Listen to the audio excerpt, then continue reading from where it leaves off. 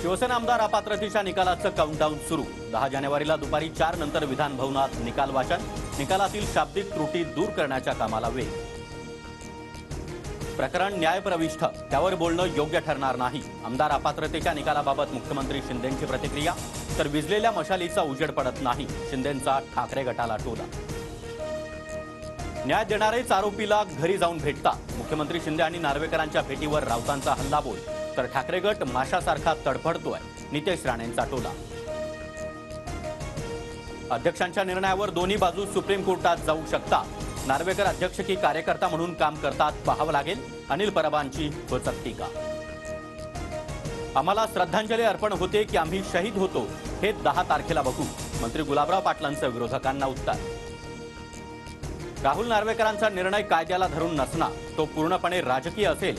तसं झाल्यास सुप्रीम कोर्टाची भूमिका काय हे महत्त्वाचं, काँग्रेस नेते पृथ्वीराज चव्हाण यांची प्रतिक्रिया। वंचित महाविकास आघाडीतील घटक पक्ष, संजय राऊतांचा दावा। तर प्रकाश आंबेडकरांनी अकोल्यातून लोकसभा निवडणूक लढवावी, संजय राऊतांची मागणी।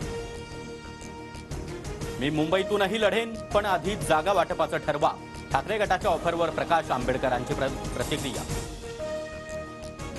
दक्षिण मुंबई ईशान्य मुंबईतील जागेवरून वाद निर्माण होणार नाही, जागा वाटपाचा तिढा शरद पवार सोडवतील, खासदार सुप्रिया सुळेंकडून विश्वास व्यक्त। जागा वाटपासंदर्भात उद्या महाविकास आघाडीची दिल्लीत बैठक, जागा वाटपावर दिल्लीत तोडगा निघण्याची शक्यता। खासदार संजय राऊत आज संध्याकाळी दिल्लीत दाखल होणार। यवतमाळ वाशिम लोकसभेसाठी शिंदे गटाकडून संजय राठोडांना विचारणा। भावना गवळी विरोधातलं वातावरण पाहता राठोडांच्या नावाचा विचार, TV9 मराठीला विश्वसनीय सूत्रांची माहिती। माझ्या उमेदवारीवरून विरोधक वावड्या उठवता, वरिष्ठ पातळीवर माझ्या उमेदवारीबद्दल चर्चा नाही, खासदार भावना गवळींचं स्पष्टीकरण। आत्ताच्या मुख्यमंत्र्यांना पट्ट्याची गरज लागत नाही, नाव न घेता फडणवीसांचं ठाकरेंच्या मानदुखीवर बोट। तर राज्य सरकारच्या गळ्यामध्ये दिल्लीचा पट्टा, संजय राऊतांचा पलटवार। 84 वर्षाचा माणूस जिद्दीनं लढतोय, याचा आदर्श वाटायला हवा। अजितदादांनी शरद पवारांच्या वयावरून केलेल्या टीकेला सुप्रिया सुळेंचं प्रत्युत्तर।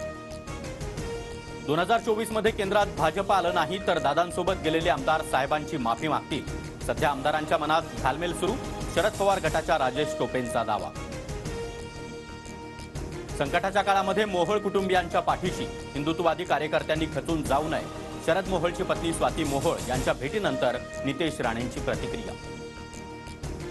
तपोवनामध्ये पाहणी करताना मुख्यमंत्र्यांसमोरच अंगणवाडी सेविकांनी फोडला टाहू, योग्य आणि वेळेवर मानधन मिळावं, अंगणवाडी सेविकांची मागणी। कोल्हापूर सांगली पूर व्यवस्थापन प्रकल्पाला अर्थ मंत्रालयाची मंजुरी, जागतिक बँक 2300 कोटी देणार, पुराचं पाणी दुष्काळाच्या ठिकाणी वळवता येईल यासाठी प्रयत्न, उपमुख्यमंत्री फडणवीसांची माहिती। शिवसेना पक्ष आणि चिन्हाबाबत 2 फेब्रुवारीला सुनावणी, ठाकरे गटाच्या याचिकेवर सुप्रीम कोर्टात सुनावणी होणार। 20 तारखेपासून मुंबईत ओबीसींचं देखील आंदोलन होणार। 2000 गाढवं, डुकरं आणि गुरं घेऊन मुंबईला येणार, ओबीसी नेते प्रकाश शेंडगे यांचा सरकारला इशारा। तुम्हीच छगन भुजबळांना मराठ्यांच्या अंगावर सोडलं, तुमचं खरं रूप समोर आलं, मनोज जरांगेंचा अजित पवारांवर जोरदार निशाणा। तलाठी परीक्षेमध्ये मोठ्या गोंधळाचा आरोप, परीक्षा 200 मार्कांची असूनही मिळाले 214 मार्क, विरोधकांच्या आरोपांवर फडणवीसांकडून चौकशीचं आश्वासन। बांगलादेश सार्वत्रिक निवडणुकीमध्ये विजयानंतर पंतप्रधान मोदींचा फोन करत शेख हसीना यांना शुभेच्छा। भारत आणि बांगलादेशमध्ये जनता आधारित विकासाला प्राधान्य देणार, मोदींकडून विश्वास व्यक्त।